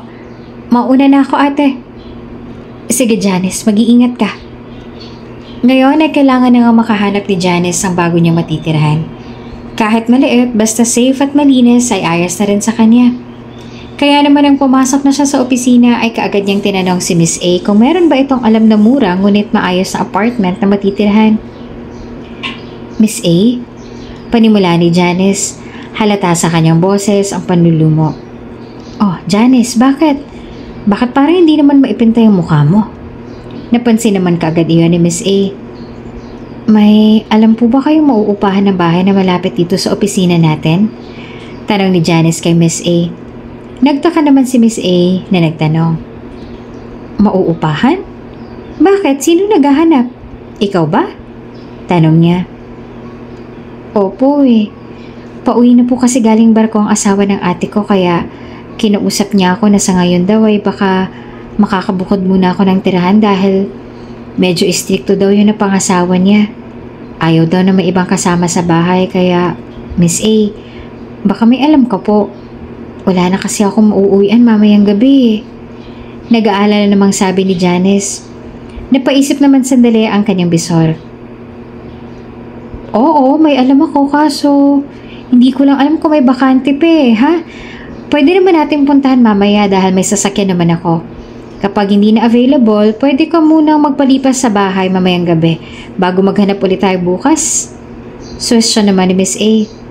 Sasang-ayon na sana si Janice ang biglang sumabat sa usapan si Sir Leon na wala man lang silang kamalay-malay na nasa likuran pala nila.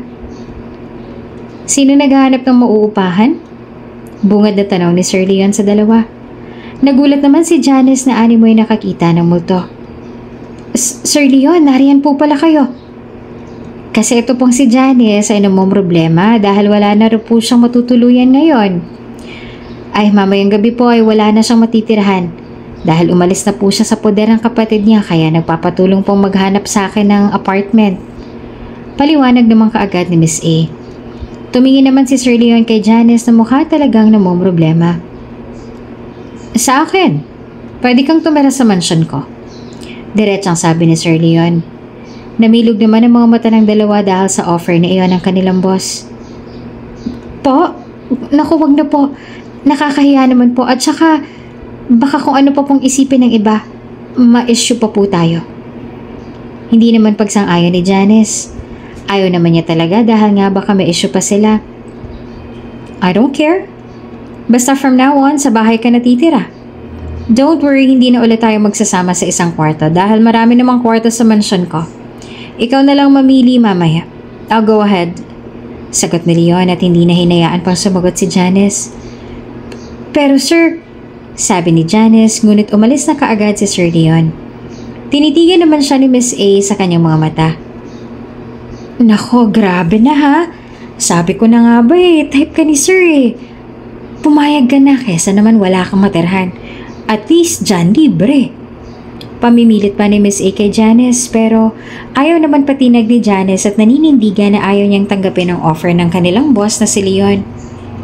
Ano ka ba, Miss A? Nakakahiya ha? Baka kung ano pang isipin sa akin ng mga tao rito. Aniya. Hayaan mo na sila, hindi mo naman kagustuhan yan Si Sir Leon nag-insist, kaya hayaan mo lang sila. Kapag may umalma, ibig sabihin lang noon na naiinggit sila.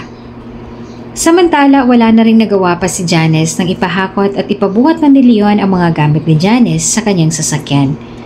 Nang makarating sila sa mansyon ay doon na pamangha si Janice dahil kung maganda na ang opisina nila na tila ba isang makalumang bahay, ay may mas maganda pa pala rito. Come in, huwag kang mahihiya. Simula ngayon, always feel at home, okay? Sabi ni Leon kay Janice na abala pa rin sa pagmamasid sa buong bahay. Sumagot naman ang dalaga. Sir Leon, maghahanap pa rin po ako bukas ng ibang matitirhan. Huwag po kayong mag-alala. Hindi po ako magtatagal dito, Natigilan si Janice nang biglang putulin ni Leon. Pinapaalis pa kita? Hindi ako marunong tumanggap ng utang na loob. Kapag gusto kong tumulong, tanggapin mo lang. Hindi ako ang tipo ng tao na humihingi ng kapalit. At isa pa, gusto ko rin magkaroon ng babaeng nakatira dito. Sabi ni Leon sabay iwas ang tingin. Napakunot naman ang noo ni Janice. Bakit naman po? Tanong niya. I have a daughter and her name is Celestine. She's 9 years old at syempre dahil babae siya, may mga ibang bagay ako na hindi nauunawaan na kayo lamang mga babae ang nakakaunawa. Sagot naman niya. Doon ay tumangu-tangu na lamang si Janice at nagets niya na kaagad ang ibig sabihin ng kanyang boss. May anak na po pala kayo? Tanong niya kahit ang totoo naman ay alam niya na yon dahil naikwento na ito sa kanya ni Miss A. Ngumiti naman si Leon at tumingin sa batang papalapit sa kanila at saka sumagot. Yes, and she's here. Masayang sabi niya. Isang batang babae na cute ang sabik na lumapit sa kanila. Niyakap niya ang kanyang ama at hinalikan pa sa pisngi nito. Dada! Masayang sabi ng bata. Baby, how's your day? Tanong ni Leon sa kanyang anak na si Celestine. Bigla namang nalungkot ang mukha ng bata. Not good, Dada. Wika niya na nakanguso pa. Oh, bakit naman? Kunot noong tanong ng kanyang ama. Kasi po ang kulit ni Tiny. Gusto ko lang naman po siyang ipay pero ang likot-likot po niya. Ang pangit tuloy ng result. Sabi ni Celestine. Ang tinutukoy niya ay ang kanyang aso kaya napailing at napangiti na lamang ang kanyang ama. Matapos magmaktol ay nagpaangat naman siya ng tingin sa babaeng kasama ng kanyang ama. Sino siya, Dada? Mahinahong tanong ng bata sa kanyang ama na nakapako pa rin ng tingin kay Janice. Sa sandaling yon ay ngumiti naman si Janice at siya nang nagpakilala sa sarili niya. Hi, ako si Janice. Employee ako ng dada mo. Nakingiti niyang sagot sa bata. Tila manghang-mangha naman ang bata sa itsura ni Janice kaya hindi niya napigilan na mapahanga rito. Ang pretty niya, Dada. Hi, I'm Celestine Elora Mariano. Nice meeting you po. Bibang pagpapakilala niya na kinagiliwan naman ni Janice dahil sa angking pagkabiba ng bata. Ang ganda naman ng full name mo. Nice meeting you. Maya-maya pa ay nag-usisa naman ng bata sa kanyang ama. Bakit po siya andito? Girlfriend mo ba siya, Dada? Prang kanyang tanong kaya nanlaki ang mga mata ni Janice. She's not Dada's girlfriend pero if ever, gusto mo ba siya para sa akin? Dagdag naman ang konsente ni Leon kaya sinamaan siya ng tingin ni Janice. Sir Leon, taas kilay niyang sabi. Ngunit dahil biba nga ang bata ay hindi niya ito maawat sa pagsagot. Maganda siya at mukha po siyang mabait kaya why not, diba Dada? Para may mommy na ulit ako. Masayang sagot naman ni Celestine. Sir Leon! Ramdam naman ni Leon na medyo naiilang na si Janice kaya bago pa siya masapak nito ay pinutol niya na ang konversasyon na iyon. O siya, sige na. Sasamahan ko lang si Janice sa magiging kwarto niya at ikaw naman, tell Yaya na magluto at maganda ng masarap na menu dahil may bisita tayo, okay? Utos ni Leon sa bata. Okay, Dada! Masayang tugon naman ni Celestine. Habang pupunta na sila sa magiging kwarto ni Janice ay hindi niya naiwasan na purihin ang bata. Napakabiba niya ha? Ani niya. Hindi pa yan, warm up pa lang yung nakita mo. Kapag matagal na kayong magkakalala, nako masasabi mong may mas ibibiba at idadaldal pa pala siya. Nakangiting sabi naman ni Leon. At ngayon lang nakita ni Janice ang mga ngiting yon simula na magtrabaho siya sa mga Marianos. Ngiting walang duda at pagkukunwari. Puro lang at kaswal kaya pasimple din siyang napangiti. Anyway, sorry to ask pero nasaan ang mommy niya? Lakas loob na usisa ni Janice. Tila nagsisisi nga siya nang itanong niya yon dahil ang kaninang ngiti na nakita niya ay napalitan na kaagad ng pagsimangot. She's gone. At ang wala na hindi na dapat hinahanap. Mapait niyang sabi. Napatungo na lamang si Janice at humingi ng paumanhin. Oh, okay. Sorry. That's okay. I understand. Anyway, here's your room. Okay na ba sa'yo to? O baka naliliitan ka pa? May mas malaki pang kwarto doon. Sabi ni Leon na makapasok na sila sa magiging kwarto ni Janice. Uy, ano ka ba Sir Leon? Kung tutuusin 3 o 4 na apartment ng katumbas nito Sobrang luwag at lawak na nito para sa akin.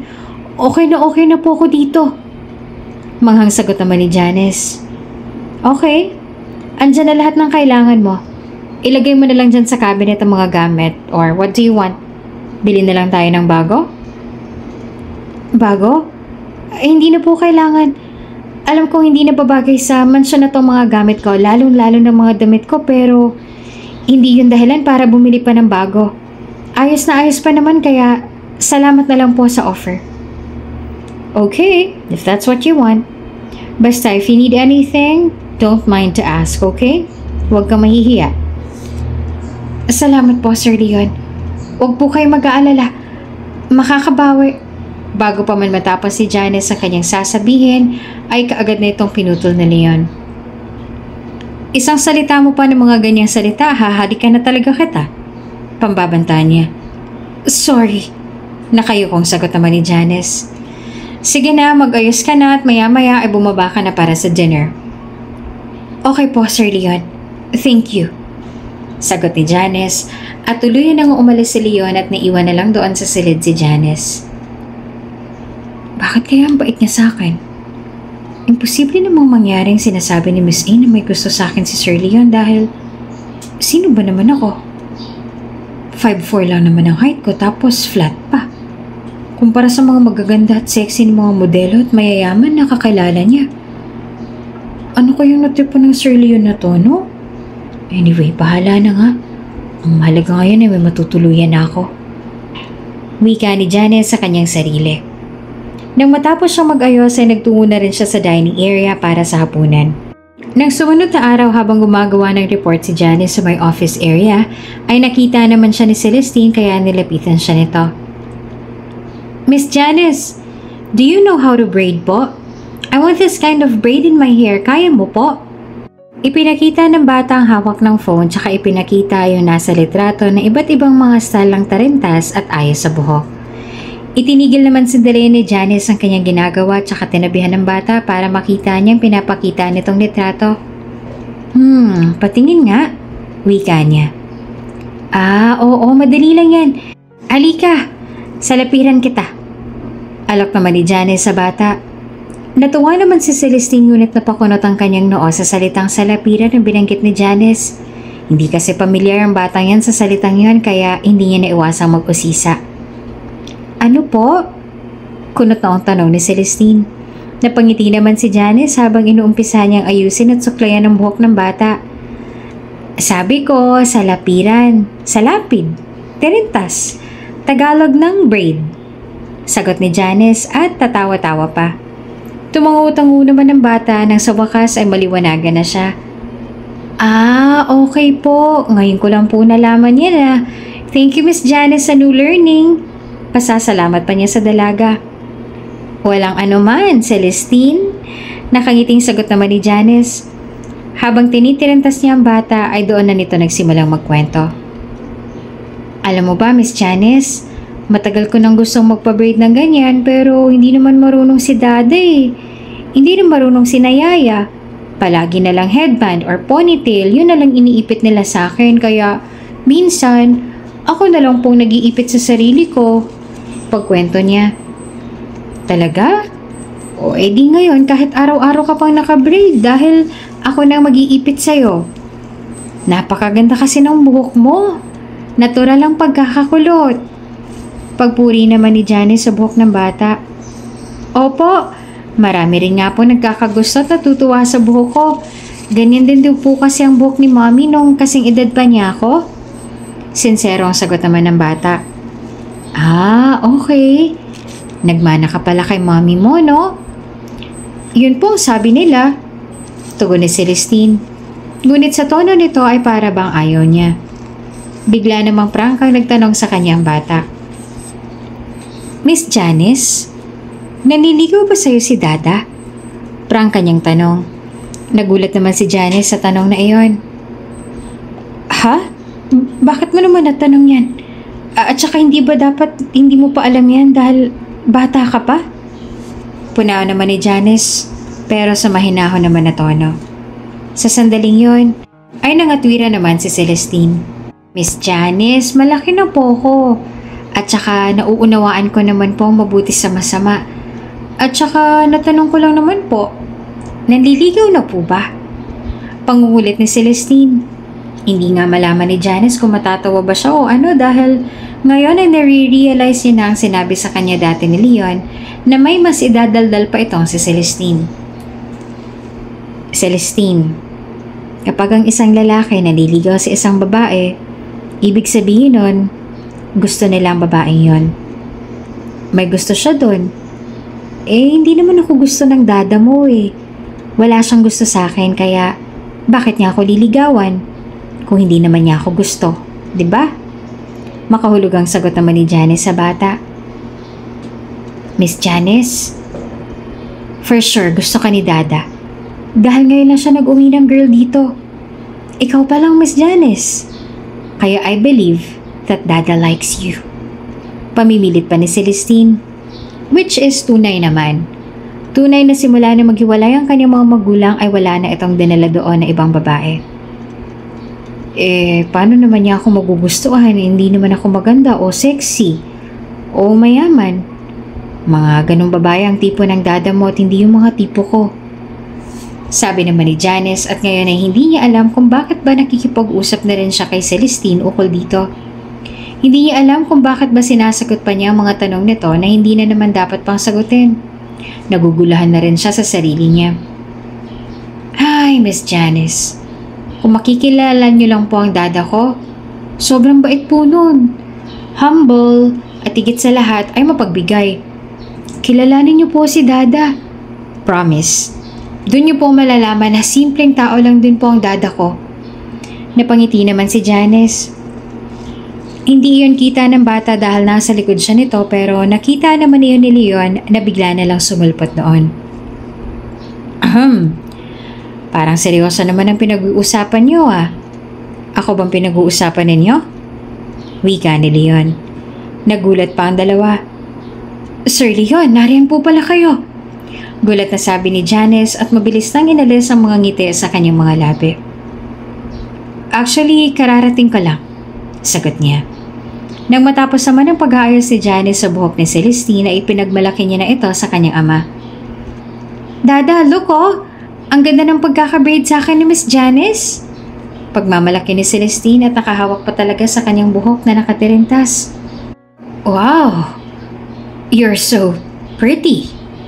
Sabi naman ng kanyang ama, pero ang mga mata naman ay na kay Janice. Dada, ako ba o si Miss Janice? Taas kilay na tanong ni Celestine at pinag-cross pa ang dalawa niyang braso. Napangisi naman si Leon at muling tumingin na sa kanyang anak. Syempre, pareho kayo. Sabi niya bilang pambawi. Kasi yung sinabi niyo yun kay Miss Janice kayo nakatingin eh. Sabi naman ni Celestine na sa halip na magtampo ay parang natuwa pa. Mainang kinurot na lamang ni Leon ang malambot na pisngi ng kanyang anak.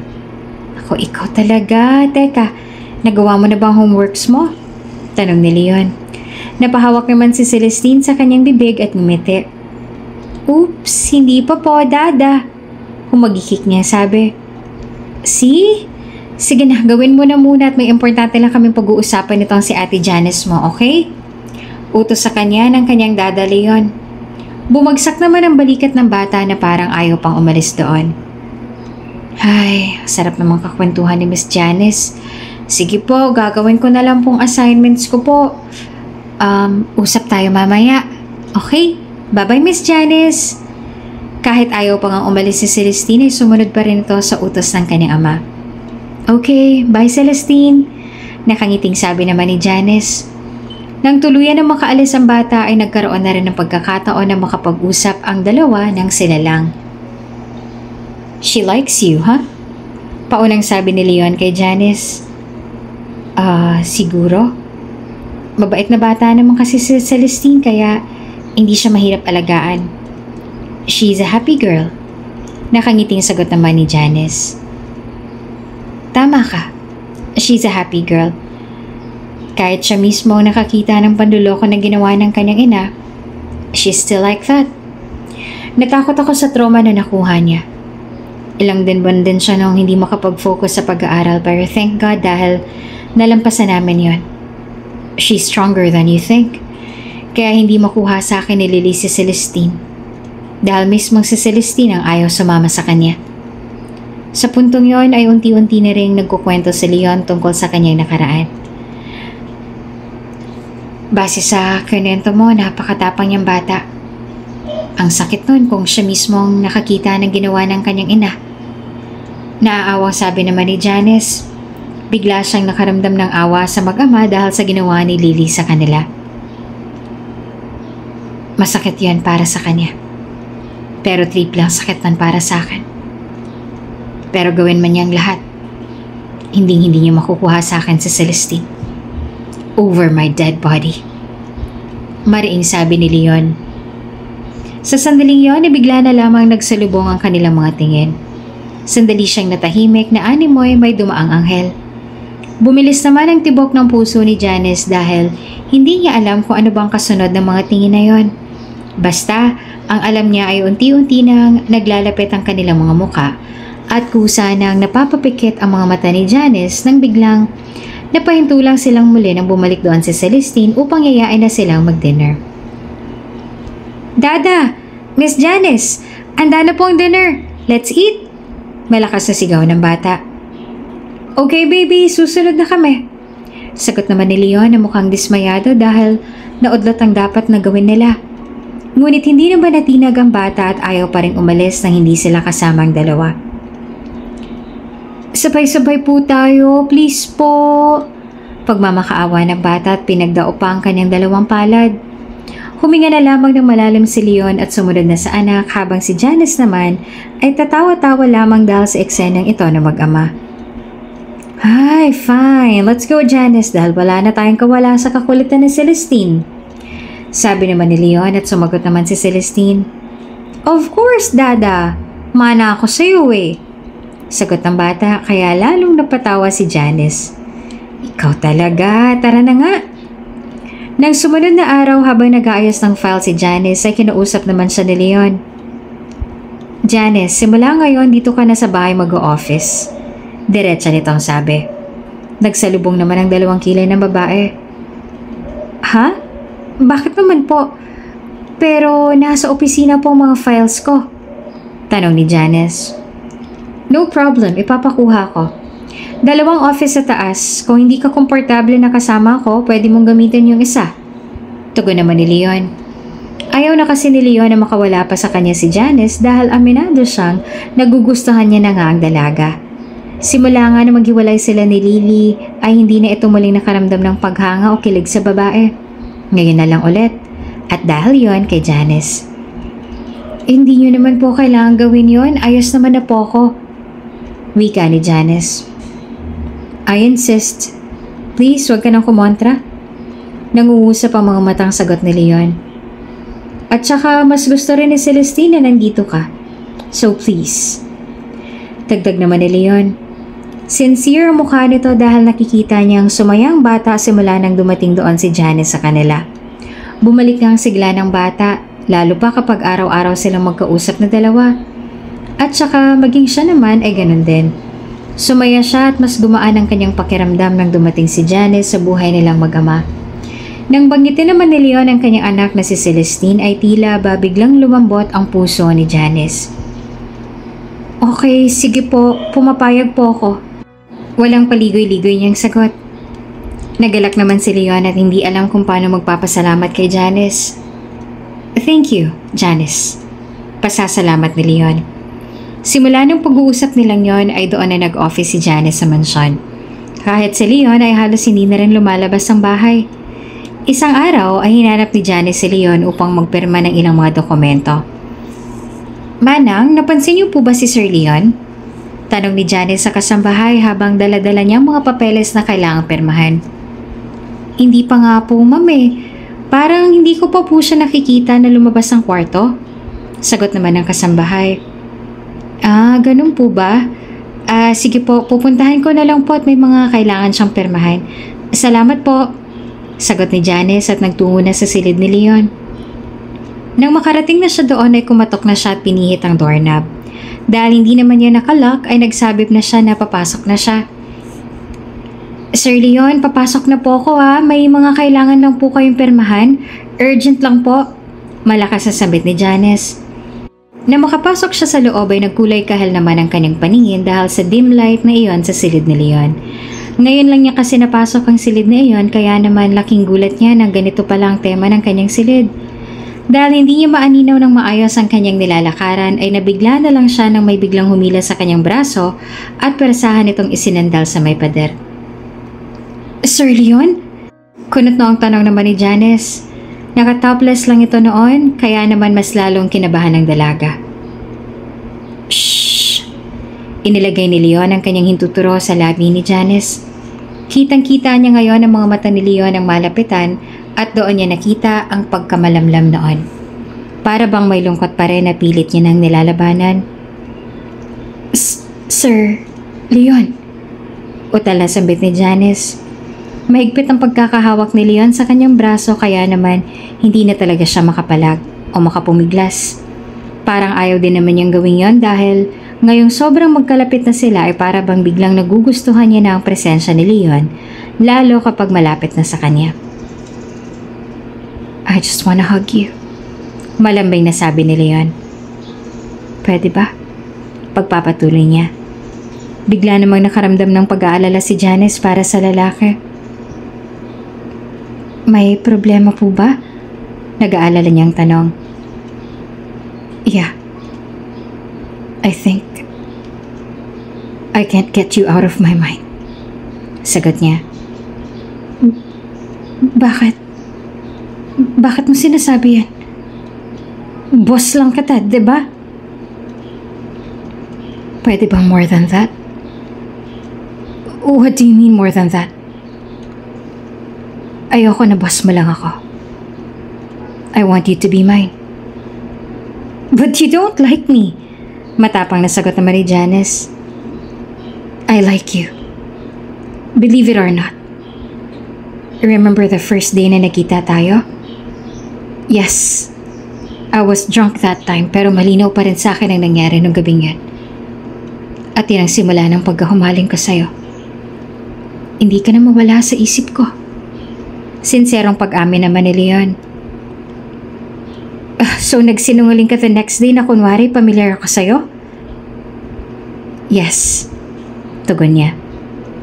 I'm crazy for you.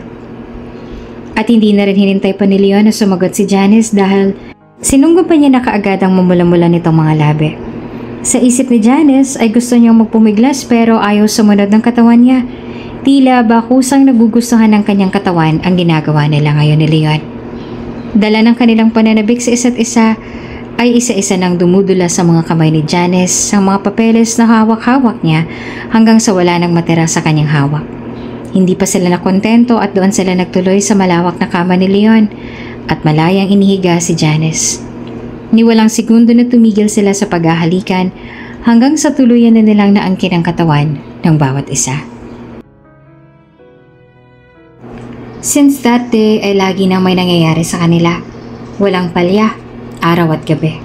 Palibhasa ay si Leon din ang nakauna kay Janice kaya hindi na talaga siya papakawalan pa ni Leon. I'm so excited. Paniguradong matutuwa si Leon kapag nalaman niyang magiging dalawa na ang kanyang anak. I couldn't wait na ipapaalam sa kanya na nagdadalang tao na ako. Nasasambik na sambik ni Janice sa kanyang sarili habang kinakausap ang kanyang refleksyon sa salamin sa kanyang kwarto. Hinihimas-himas pa nga niya ang kanyang tiyan at naluluhang tumingin dito dahil sa wakas ay nagbunga na rin ang pagmamahalan nila ni Leon. Sa kalagitnaan naman ng kanyang pagmumuni-muni ay may biglang kumatok sa pinto ng kanyang kwarto at nang bumukas ito ay bumungad sa kanya ang batang si Celestine. Mommy! Daddy's here! Excited na ako na ma-surprise siya, Mommy! Kung excited na si Janice sa sabihin ng kanyang pagbubuntis kay Leon, ay tila ba mas excited itong batang si Celestine na hindi magkamayaw dahil dinig niya ang sasakyan ng kanyang ama sa ibaba. Bigla namang kinabahan si Janice at bahagyang umiti. Inayos niya ang kanyang sarili at inihanda para sa gagawin nilang sorpresa ni Celestine. Talaga? Sige, tara na. Basta Celestine, quiet ka lang ha. Dapat hindi niya tayo mahalata na may sasabihin tayo, okay? Wika ni Janice sa bata. Itinaas naman ni Celestine ang kanyang kanang kamay, tanda na siya ay nangangako. Opo, Mommy Janice, promise, quiet lang ako. Aniya, good girl. Okay, sige, tara na't baka hinahanap niya na tayo. Sabay na silang lumabas ng kwarto, dala-dalang sorpresang iyon at suot-suot ang mga ngiti sa kanilang mga labi.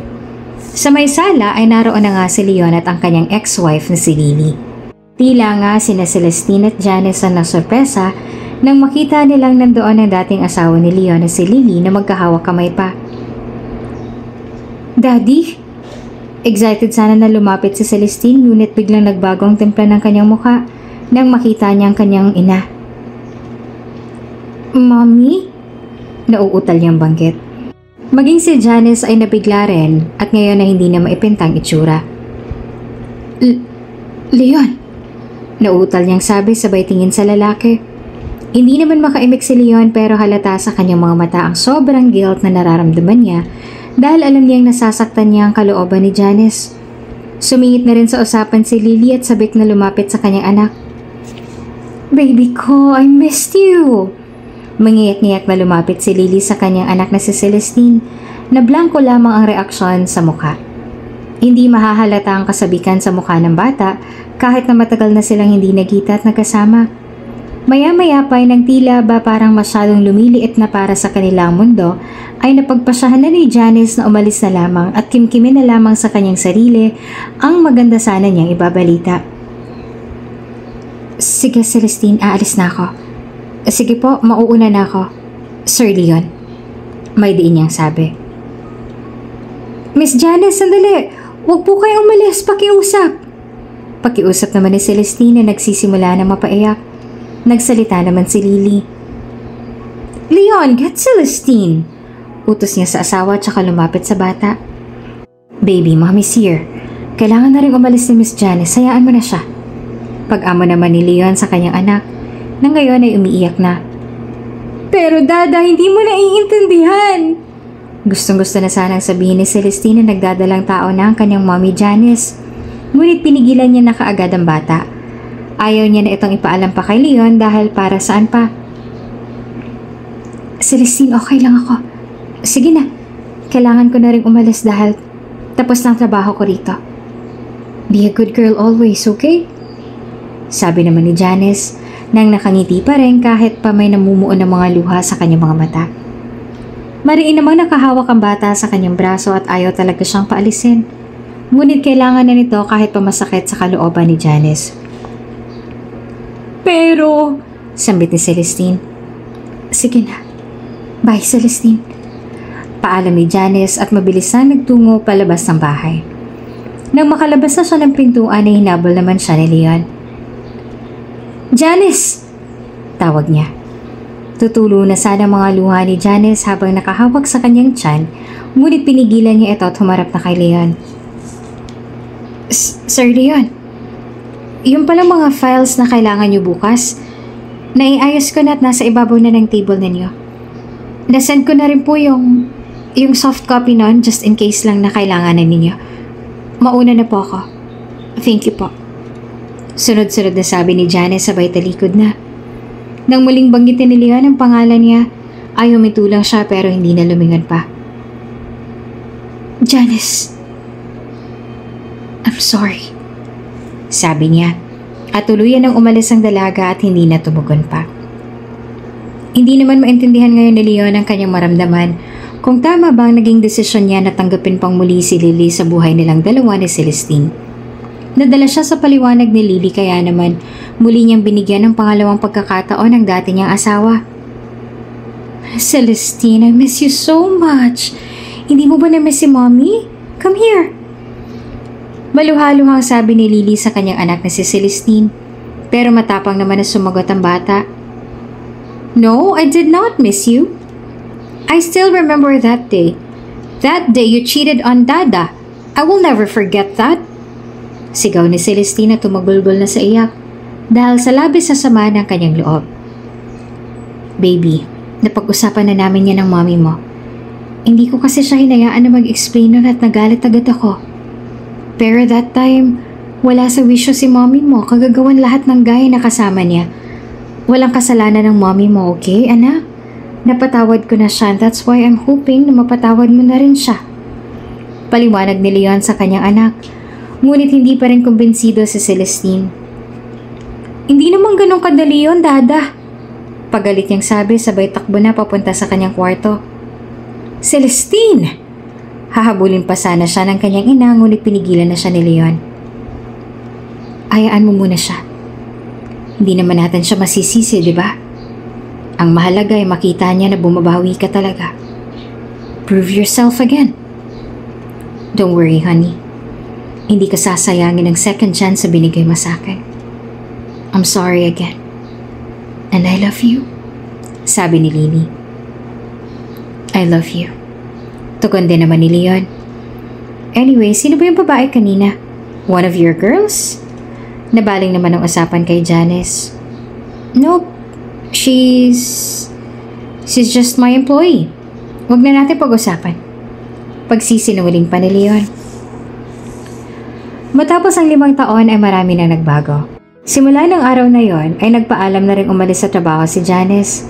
Naging palaisipan yon kina Miss A dahil maging sa kanya ay hindi na nagparamdam ang dalaga. Umuwi na lamang siya sa kanilang probinsya at doon ay mas pinagbuti na lamang niya ang kanyang buhay. Dahil sa sipag at pagpupursige ni Janice ay nakapagpatayo na rin siya ng isang wine manufacturing business at naungusan niya na ang Marianos na ngayon ay unti-unti nang bumabagsak. Janice, Ma'am Janice, I am so proud of you dahil sa wakas ay nakamit mo na rin ang pangarap mo. Napagtagumpayan mo at sobra kitang pinagmamalaki. Lucky charm mo talaga tong cute na pamangkin kong si DJ. Naluluhang sabi ni Erica sa naging tagumpay ng kanyang kapatid. Thank you, ate. Kung wala siguro si DJ, baka pariwaraan ang buhay ko ngayon. It's been 5 years since maloko ako ng pag-ibig. Hindi ko nga alam kung pag-ibig bang tawag dun eh. Pero ate, hanggang ngayon, naiisip ko pa rin siya. Hindi pa rin siya nawawala sa isip ko. Ano mang pilit ko pero wala eh. Nakatatak na yata ang ama ng batang yan sa isip ko eh. And I'm also missing Celestine. That kid is amazing. Sana hindi siya nagbago ngayong teenager na siya. Sagot naman niya. Janice, Kung talagang nakalaan kayo para sa isa't isa, gagawa at gagawa ng paraan ng tadhana na muling mag-cross ang landas ninyo. Hindi na rin naman maaaring hindi dahil sooner or later, kapag malaki-laki na yan si DJ at marunong na magtanong at mag-usisa, for sure na magtatanong na yan tungkol sa kanyang ama at magsisimula na maghanap. Kaya ikaw, Janice, dapat handa ka, ha? Huwag kang magsisinungaling sa tunay na pagkakakilanlan ni Sir Leon. Naging masama man siya sa'yo, yun naman ay dala lang ng pagkakataon at hindi inaasahang mga pangyayari. Magiging maayos din ang lahat, kapatid. Magiging maayos din ang lahat, sabi ng kanyang ate. Salamat, ate. Kahit may masama silang nakaraan ni Leon ay naroon pa rin ang kanyang malasakit dito, lalong-lalo na sa Marianos Corp na naging unang kumpanya niya. Hindi kasi siya makapaniwala na ganong kabilis ang pagbagsak ng kumpanya ni Leon, simula nang si Lily na ang mag-handle nito. Kaya naman palihim nito na pinaimbestigahan ni Janice sa kanyang tauhan na hindi magawa ni Leon dahil sa malaking tiwala niya sa kanyang asawa na si Lily. Miss Janice, base po sa nakalap kong impormasyon, nagkabaon-baon na po sa utang ang kumpanya ni Sir Leon. At nangyari lang po yun simula po nang si Miss Lily na, ang asawa niya ang humawak ng wine factory, sabi ng kanyang sekretary. Si Lily? Hindi ba dapat ngayon mas mapalago nila yon dahil magkatulong na sila ni Leon? Nagtataka namang tanong ni Janice. Yes po, ma'am.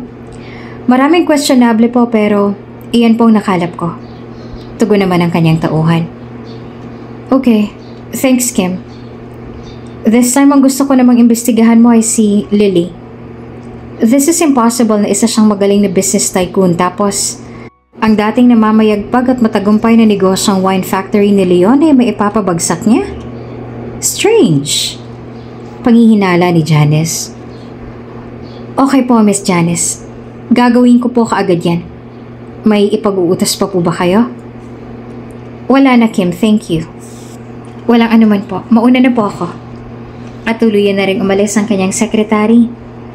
Nang lumipas ang mga araw, galing naman sa Singapore si Leon for 2 weeks business trip nang ganitong masamang balitang tumambad at sumalubong sa kanya. Anong nangyari, Danica? Bakit pabawas ang mga investors natin? Humihina na rin ang sales natin. Dismayadong tanong ni Leon kay Danica. Sir Leon, si Miss Lily naman po nakikipag-usap ngayon sa mga investors eh. Hindi niyo po ako hinahayaang makialam sa mga desisyon niya dahil alam niyang ire-report ko rin sa inyo. Ang mas mabuti pa ay kausapin niyo po si Miss Lily. Malungkot na sagot naman ni Danica. Nawala lang ako ng ilang linggo, nagkaganito na. Where is she? Tawagin mo at sabihin mong kailangan ko siyang makausap. Galit na utos nito at kaagad namang sumunod si Danica. Okay po, Sir Leon. Wika niya at kaagad pinuntahan si Lily sa opisina nito. Leon, honey, parang ang init yata ng ulo mo. May mga kinakausap lang ako na tao sa labas. Bakit? Bungad ni Lily na para bang walang alam sa nangyayari. I want you to explain kung anong nangyayari sa mga investors ko. Bakit unti-unti na silang umaalis without my consent? May mga desisyon kang ginagawa na hindi ko alam? Galit na tanong ng kanyang asawa. Honey, are you accusing me? Taas kilay na tanong naman ni Lily. No? I just want... Sagot ni Leon na mabilis namang naputol ni Lily ang kanyang sunod na sasabihin. Hindi. Yung tono ng tanong mo, inaakusahan mo ako na may anomalya akong ginagawa? Sabi ni Lily na tila siya pa'y matapang. Ikaw ang may sabi niyan, Lily. Hindi ako. Sagot naman ni Leon. Sa kalagitnaan naman ng kanilang pag-uusap ay biglang pumasok na sa loob ng kanilang opisina si Janice. Ibang-iba na siya ngayon, maging ang kanyang tindig at pananamit ay nagbago na. So what if tunay nga? Sabat niya sa usapan. Janice? Nagugulang sabit naman ni Leon na animo ay nakakita ng multo. Lumingon naman si Lily kay Janice. And who are you? Matapang naman na sumagot ang babae. I'm Janice Sagala, the CEO of Sagala's Wine Factory. Taas noon niyang sagot. Parehas namang namilog ang mga mata ni Leon at Lily. Maging si Danica ay hindi rin makapaniwala. Ikaw? Ikaw ang CEO ng matagumpay na kumpanya na yon? Aha, alam ko na. Sinadya mong gayahin ang nature ng business ni Leon, ano? Kinuhanan mo lang siya ng ideya. Ano? Sumagot ka. Mataray na sagot naman ni Lily. Ako ba talaga ha, Miss Lily? Ako ba talagang gumagawa ng anomalya sa ating dalawa? Kamusta kayang bank account ng boyfriend mong si Alex Ford? Leon, do you still remember your vice president na naging kabit nitong ex-wife mo na bumalik lang para sa isang maitim na plano nila ni Alex Ford? Doon ay nagsimula ng sabihin ni Janice ang mga mabibigat na revelasyon base sa mga nakalap nilang mga impormasyon laban kay Lily sa mga anomalya na ginagawa niya. You're crazy! Hindi mo alam ang pinagsasasabi mo. Danica, tawagin mo ang guardia at ipakalagkad ang babaeng to. Pinigilan naman iyon ni Leon. Sa pagkakataong to, ay mas gusto niyang makinig sa sasabihin ni Janice kesa sa paliwanag ni Lily. Lily, enough! Sige, Janice. Tell us what you've got. Sabi ni Leon. At doon nga pinagpatuloy na ni Janice ang kanyang sasabihin. Gusto ko sana mag-invest sa company mo, Leon. I'm willing to spend billions para matulungan tong company mo. Kasi akala ko, literal na nalulugi lang siya because of mismanagement and mishandling. Pero na magsagawa ako ng pag-iimbestiga, doon ko napagtanto na malaki naman talagang kinikita mo pero nang dahil sa plano ng magaling mong asawa ni si Lily, na kaya lang naman pala siya bumalik sa'yo ay para maubos ang yaman mo at mapaghatian nila ni Alex at maangkin ng buong buo ang mga pinaghirapan mo habang unti-unti namang pinapanood ang pagbagsak mo. Matalim na pagsisiwalat ni Janice na mariin namang itinanggi ni Lily. Sinungaling ka, sigaw niya. Ako?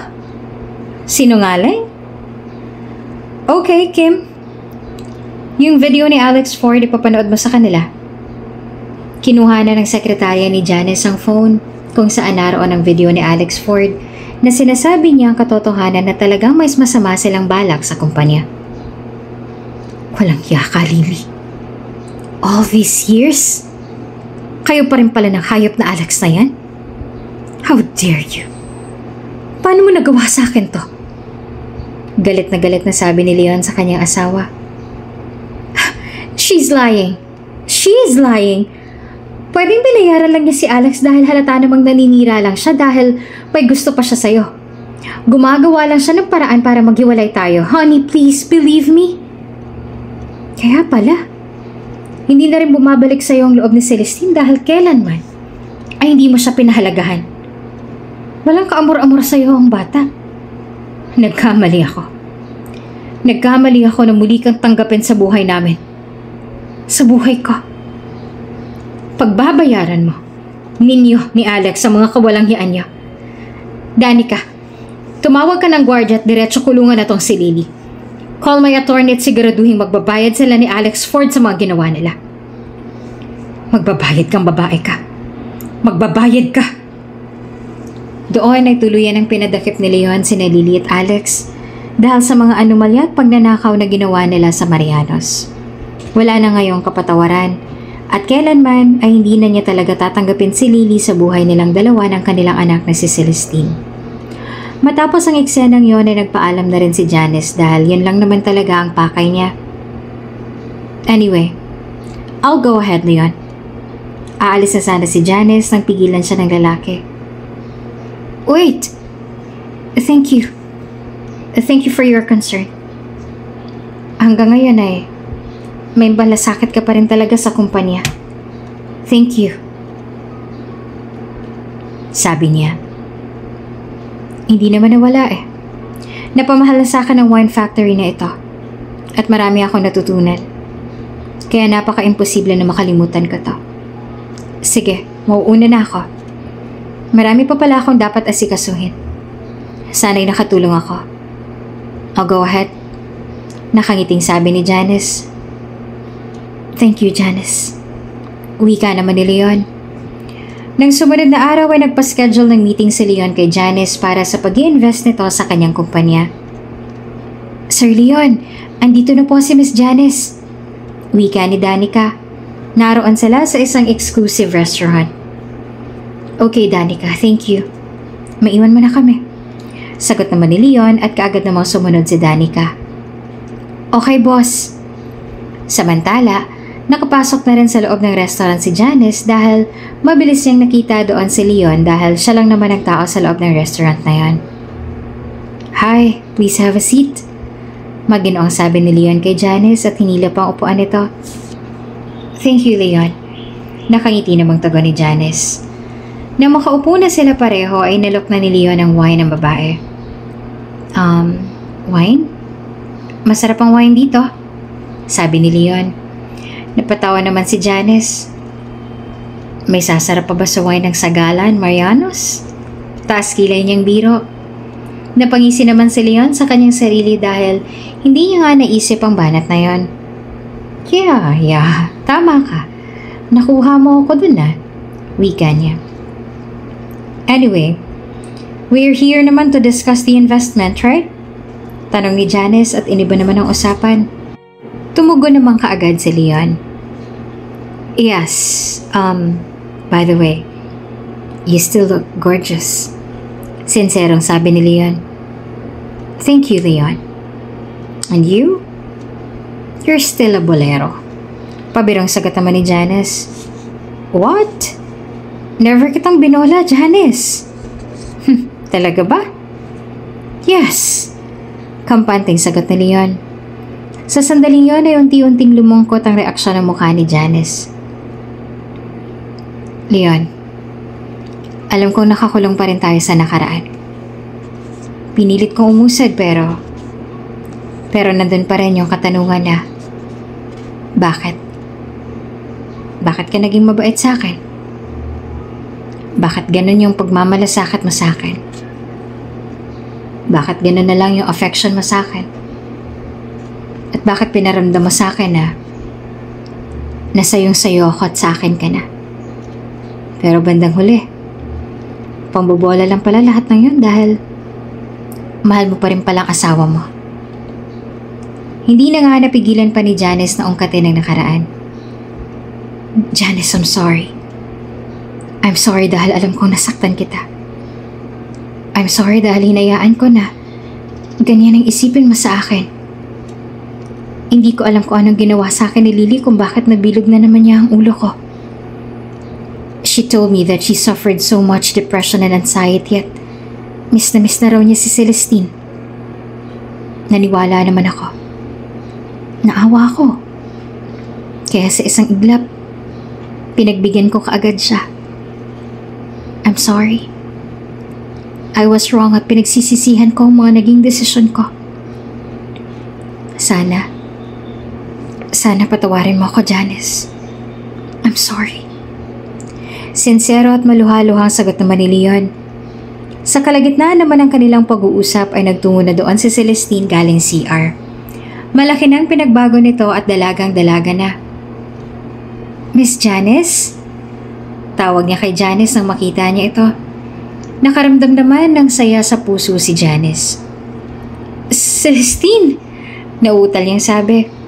Nang sandaling yun ay hindi na nagpapigil pa si Celestine at kaagad niyang niyakap ng mahigpit si Janice. Sabik na nga ito kaya gano'n na lamang naging reaksyon ng bata. Miss Janice, namiss po kita. Namiss po kita ng sobra. Maluhaluhang sambit pa ni Celestine. I missed you too, Celestine. Sagot naman ni Janice. Nang kumalas na sila sa pagkakayakap ay tinitigan muna ni Janice ang mukha ng bata. Namiss niya nga ito ng sobra at ang laki na talaga ng pinagbago nito. Ang laki-laki mo na. You're finally a woman now. Ang ganda-ganda mo. Straight na yung buhok mo. Sabi pa ni Janice. Opo. I want to be just like you po. Kapag kulot ako, kino-compare lang nila ako kay mommy at ayoko maging katulad niya. Sa tono ni Celestine ay mababakas pa rin talaga ang kanyang sama ng loob sa kanyang ina. Celestine, Hindi kita masisisi kung ano man yung sinasabi ng puso mo ngayon. But at the end of the day, she's still your mom. Sa kabila ng mga kasamaan na nagawa niya, patawarin mo pa rin siya. Ha? Hindi ka pa man siguro ready ngayon, pero hayaan mong kusang mag-heal yung sugat. Payo naman ni Janice. Bahagya namang ngumiti ang bata. Yan ang na-miss ko sa'yo, Miss Janice eh. Yung kabutihan mo, sabi niya. Naaalala naman ni Celestine ang tungkol sa pagdadalang tao ni Janice. Nga pala, yung natigilan si Celestine kaya nag-usisa si Leon. What is it? Sa puntong yun na wala rin namang maitatago pa si Janice. Inaasahan niya na mangyayari ang tagpong to kaya sinadya niya ng isama ang anak na si DJ para iharap at pakilala na rin sa kanila. Sa kabilang banda ay tinawagan na ni Janice si Kim upang dalhin dito si DJ. Kim? Papasukin mo na si DJ. Utos niya kay Kim. Maya-maya pa'y masaya nang kumaripas ang takbo ang 5 taong gulang na bata na si DJ papalapit sa kanyang ina. Mommy, come on, let's go home! Yaya ni DJ sa kanyang ina at hinihila-hila pa ang suot nitong dress. Napatingin naman ang mag-ina sa bata. Miss Janice? Siya na ba? Siya na po bang kapatid ko? Diretsang tanong ni Celestine. Yes. Sinserong sagot naman ni Janice. Sa sandaling yon dahil naguguluhan na talaga si Leon ay muling sumabat na siya sa usapan. Wait, anong nangyayari? Anong kapatid? Naguguluhan niyang tanong. Doon ay nilahad na nga ni Janice ang katotohanan. Naaalala mo ba yung gabi na kasama mo si Lily sa bahay? Tapos masayang-masaya kami ni Celestine na salubungin ka dahil sana sa isang magandang balita. Pero nung nakita ko kayo, biglang umurong ang dila ko. Bigla ako natakot.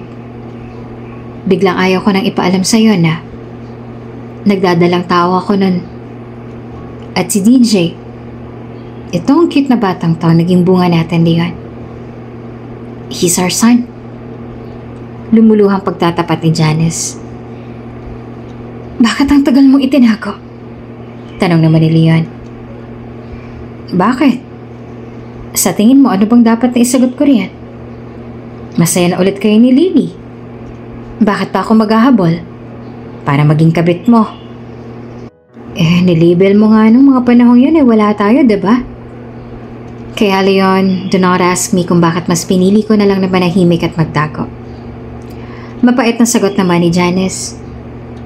Sa halip na magsumbatan pa ay huminga na lang ng malalim si Leon at inako na lamang ang kasalanan dahil ang mahalaga sa kanya ngayon ay ang makasama niya ng mga taong tunay niyang minamahal. But what matters right now is him. Ang anak ko. Can I hug him? Request niya kay Janice. Lumingon naman si Leon kay DJ. Anak ko, do you know me? Lakas loob niyang tanong. Diretso namang sumagot ang bata. No? Aniya. Anak, I'm your dad. Anak kita, DJ. Naluluhang sabi ni Leon tsaka tuluyan ng niyakap ng mahigpit ang kanyang anak na si DJ.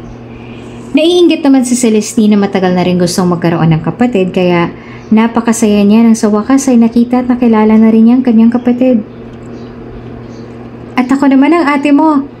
Ako si Ate Celestine mo. Payakap nga din ako sa kapatid ko. Pagpapakilala naman ni Celestine. Sa puntong yun ay hinawakan na ni Leon ang kamay ni Janice. Janice, let's work it out again. Give me another chance. And this time, I'll make sure na kayo nang pipiliin ko. Please, let's build a family. With you, with me, and with the kids. Buong puso niya sabi. Please, Miss Janice, gustong-gusto na kitang tawagin na mommy. Ayoko rin na mawalay pa sa akin ang kapatid ko, kaya please po. Sabi naman ni Celestine. Ngumiti naman si Janice. Both of you are my strength. Pero kayo rin ang weakness ko. Kaya sino ba naman ako para hadlangan ng kaligayahan ng mga mahal ko? Sagot niya sabay tulo ng kanyang mga luha. So mahal mo rin ako?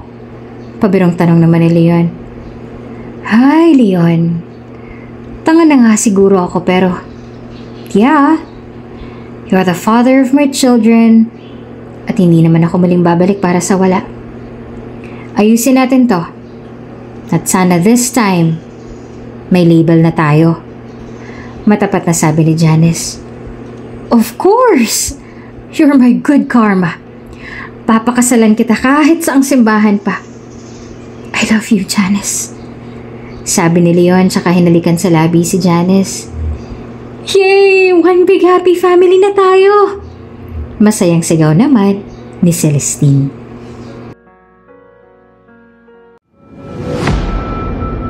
Kung bago ka pa lang sa channel na ito, Ate Jane TV, huwag kalimutang pindutin ang notification bell and subscribe button. Sana po hindi naman malaking abala sa inyo ang pagpindot ng subscribe button dahil ang kapalit po nito ay ang pagsuporta para makapag-produce ng mga libreng stories sa mga channels ni Ate Jane. Maraming salamat!